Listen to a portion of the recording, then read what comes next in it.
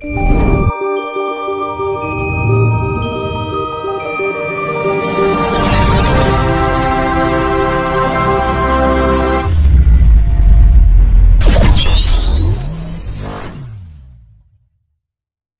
kembali ke tadi awal mau meditasi ya. Meditasi. Jadi kalau sudah orang yang meditasi itu adanya rasa damai, tenang. Jadi ya seperti pohon cemara itu loh mas. Sama ini bedanya pohon cemara sama asem lah contohnya ya. Cemara itu kan menjulang tinggi, ya kan. Batangnya kecil, daunnya juga kecil-kecil. Jadi ibarat angin itu ujian hidup lah, ya. Lah ujian hidup itu kan pohon ini diterpa angin yang besar. Dan ini sebelahnya pohon asam yang batangnya besar, daunnya, cabang-cabangnya itu lebat, tapi nggak ada ujungnya. Itu filosofinya saya ambil seperti itu. Jadi cemara itu cuma butuh batang yang kecil, tapi ada ujungnya. Tapi ketika dikena angin, dia cuman goyang-goyang gini aja. Pernah lihat pohon cemara roboh gara-gara angin besar? Jarang tuh. Jarang. Padahal batangnya kecil, lebih kecil daripada pohon asam. Tapi pohon asam gede. Tapi ketika kena angin, tekanannya kena sekali gitu loh. Makanya kita ibaratkan ada pohon cemara itu jadi daun itu ibaratnya itu pengetahuan. Jadi kita pengetahuan ini nggak usah terlalu banyak-banyak dan nggak terlalu banyak cabang gitu loh. Nanti akhirnya nggak ada ujungnya. Padahal dia misalkan orang punya pondasi yang kuat, batangnya yang kuat, tapi tetap aja roboh. Kalau pengetahuan kita terlalu banyak, terlalu bercabang-cabang, tapi nggak ada ujungnya. Jadi kalau cemara itu dia daunnya hanya intisari. Jadi kalau pengetahuan itu diambil intinya. Jadi intinya gini, jadi simple gitu loh, tapi pas. Simple tapi pasti gitu. Jadi ibaratnya ini dalan tol. Nggak perlu belok-belok. Nanti kita bisa mencapai titik menuju tingkat kesempurnaannya. Kesempurnaan kita belajar meditasi, jadi kita benar-benar sampai pada tujuan, visi dan misi meditasi itu sendiri.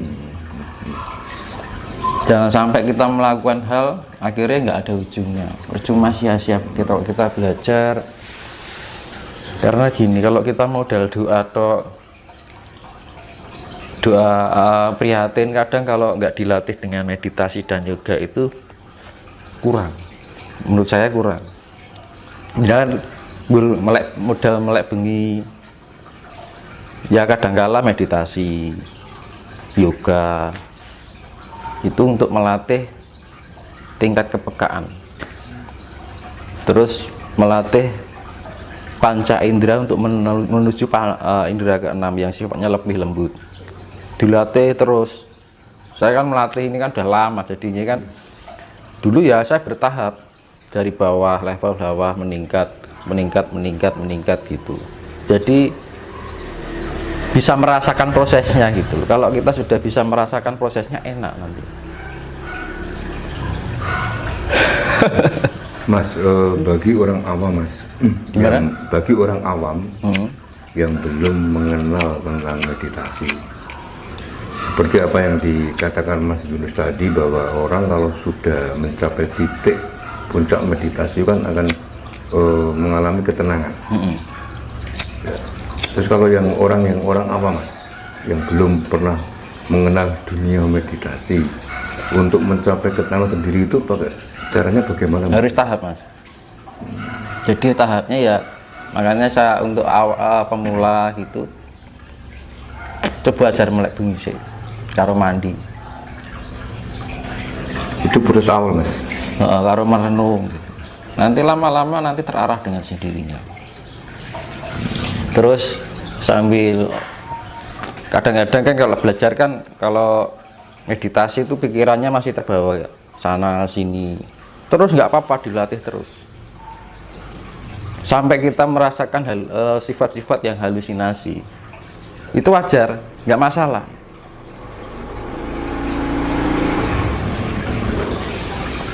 Dan untuk menghadapi halusinasi itu, kalau bisa abaikan. Jadi kalau misalkan ada petunjuk gini begitu, abaikan saja. Kita tetap fokus pada keinginan. Nanti kalau sudah terlatih, akhirnya kita mencapai, bisa menemukan titik tengahnya, titik pasnya gitu loh.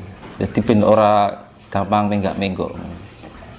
Kalau halusinasi kan masih semu, antara benar dan tidak itu masih bimbang, masih penuh dengan kemungkinan gitu kan. Jadi gini Mas, intinya kalau orang sudah sampai ke tahap yang paling tinggi meditasi, mungkin nggak akan mendapatkan dawuh atau bisikan-bisikan itu nanti sambil berjalan kita tujuannya gini loh, kita niat dari dalam diri dulu tanpa ada harapan apapun dulu. Kita jangan berharap saya ingin jadi ini jadi itu, nggak usah. Karena apa? Ketika kita mengolah diri, mengolah cipta rasa jiwa naga, itu anggap sebuah rasa pertanggungjawaban diri kita pada Sang Maha Kuasa. Masalah kita mau didampingi siapa, masalah kita leluhur siapa, gak usah dipikirkan gitu loh. Kalau kita berpikir wah leluhur kita orang raja-raja atau mungkin wong pinter lah gitu, dan sing wong sing kira orang duwe keturunan kan mesake kan gitu loh. Kan nggak semua orang kan mempunyai derajat secara leluhur, kan nggak sama kan menurut. Nah misalnya leluhure dhisik wong biasa, kalau dibiarkan kan akhirnya timbul perbandingan. Anggap aja kita semua itu hidup itu tanpa pandang apapun, tanpa pandang derajat, tanpa pandang kita leluhur kita siapa. Wong podo mangan segoni kan gitu loh. Ya kan, di mata Tuhan kan kita sama, tidak ada perbedaan. Nah gitu aja. Kalau bisa yo jangan kita, misalkan orang yang nggak ada terah misalkan, jangan rasa minder. Kita bisa melebihi orang. Kenyataannya ya Pak, yang bisa mungkin yang terarahkan ke spiritnya itu nggak semua orang terah bisa kok. Kadang-kadang hanya berapa cucu atau berapa keturunan yang bisa, yang lain juga saya gube kan terbawa oleh faktor keduniawian kan itu.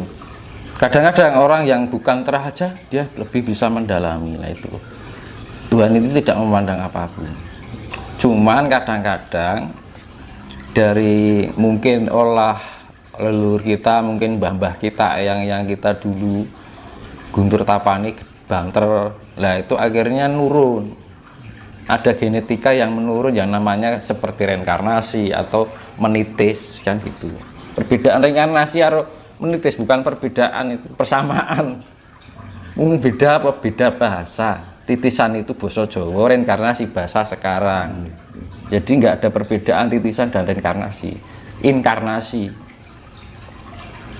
in karo rein kan beda. Rein kan pengulangan, kalau in kan masuk kan gitu. Kadang-kadang kan zaman sekarang itu ya itu loh, kurang terarah masalah pengolahan secara spirit. Itu yang namanya pendidikan nilai itu yang seperti ini. Kurang terarah tentang pendidikan nilai. Nilai apa? Nilai budaya, ya kan? Nilai sifatnya kerohanian itu, soalnya sekarang hanya diarahkan ke rohanian lah gitu kan. Hanya diajari beribadah, berdoa, tapi nggak diajarkan untuk meditasi. Kalau misalkan yang saya kalau agama yang masih mengajarkan tentang meditasi itu kan cuman itu Buddha sama Hindu, ya kan? Iya.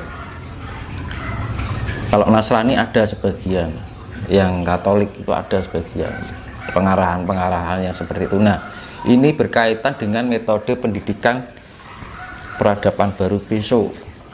Semua orang itu akan belajar itu. Makanya jika ingin mempersiapkan menjadi jiwa-jiwa peradaban baru besok, ya harus dilatih sekarang, jangan sampai kita menyesal di kemudian hari gitu. Jadi untuk loh ini jadi meditasi itu sok itu besok itu jadi gaya hidup, suatu kebutuhan pokok. Karena sekarang sudah tidak dibudidaya lagi itu karena ya pengaruh-pengaruh budaya bukan dari Nusantara. Budaya Barat, Mas. Orang Nusantara kan melatih yoga, melatih meditasi, kan gitu. Perenungan, tirakat, nguri-nguri kebudayaan, mempelajari tentang seni, sentuhan hati nurani. Jadi itu berkarya, kita mempunyai jiwa-jiwa berkarya seni, membuat sesuatu yang timbul dari hati nurani untuk dibikin sebuah karya seni. Sekarang seni juga sudah melemah, ya kan, terkikis. Budaya juga sudah terkikis, dan gitu. Mas berbicara tadi, Mas, mengenai perubahan peradaban kehidupan baru. Apakah dengan kehidupan baru nanti ajaran Jawa, ajaran budi luhur kita ini akan timbul lagi, Mas? Jadi maksud dengan perubahan kan sudah diterangkan dalam Serat Sabdo Palon ya. Pepestini nusa wis tekan janji. Besok yang wis kapetung 500 tahun bakal bali Gomo Budi. Madeg sawiji. Madeg sawiji. Jadi Gomo Budi Madeg sawiji itu artinya semuanya akan berpedoman pada budi pekerti. Ya, budi pekerti itu sifatnya nanti universal. Dan itu budi pekerti itu budaya dari Nusantara. Dari luhur kita. Iya. Nah, itu menjadi budaya budi pekerti yang dari leluhur kita menjadi panutan orang-orang atau manusia seluruh dunia. Jadi tidak hanya kekuasaan secara ketatanegaraan, tapi secara universal. Bukan kepercayaan atau namanya kebudayaan tentang kerohanian itu juga mengikuti. Karena budaya Jawa itu sifatnya lebih fleksibel, luwes, universal, tidak kaku, iya kan? Orang Jawa gini, misalnya tak kayak contoh ya, orang Jawa yang benar-benar mendalami Jawa, ketika orang Jawa itu dihina, sembah nuwun, matur suwun, terima kasih, nggak pernah rasa menjanggal, merasa marah ketika ajaran Jawa itu dihina oleh orang Jawa narimo. Tapi mungkin agama-agama sekarang mungkin nggak tahu agama yang mana, ketika dihina agamanya marah-marah, diwangi rame, Mas. nah diriwangi berantem nanti perang kan gitu. Barang sepele udah digawe, akhirnya timbul peperangan gara-gara apa, nggak terima kalau agamanya, akhirnya timbul dianggap penistaan agama. Loh, sekarang itu sudah pernah. Tapi orang Jawa berkali-kali ajaran agama sudah berapa kali dinista oleh orang yang bukan dari orang Jawa. Orang Jawa apa yang dihadapi orang Jawa, bagaimana menghadapinya? Kan yo lesbian. Kalau orang Jawa itu misalkan ada orang yang perilakunya mungkin merugikan orang lain atau alam, dianggap orang yang belum mengerti gitu. Jadi nggak ada unsur ini benar atau salah. Jadi kalau orang Jawa,